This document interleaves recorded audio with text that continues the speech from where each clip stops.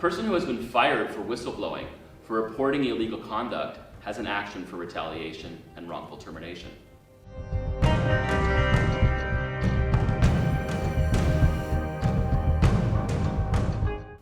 Whistleblowers are people that report unlawful or unsafe conduct at their place of employment.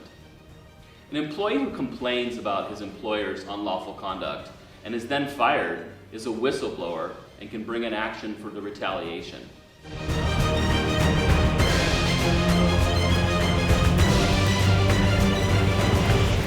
Whistleblowers are people who report things like labor code violations, unsafe working conditions, or other illegal conduct happening in the workplace.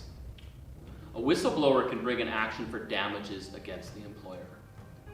A whistleblower can recover their economic losses and damages for emotional distress as a result of their wrongful termination.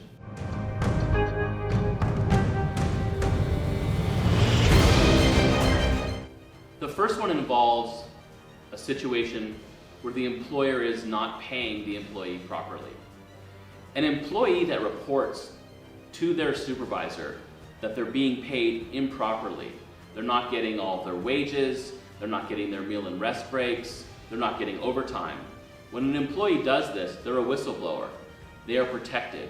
And if the employer fires this employee for complaining about labor law violations, the employee can bring an action as a whistleblower.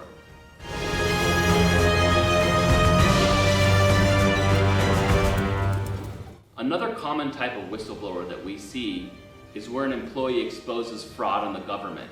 For example, a medical office that's double billing Medicare and insurance. When that happens, if an employee tells the employer, hey, you can't do this, and the employer says, well, you're fired, then that person is a whistleblower and can bring an action for damages.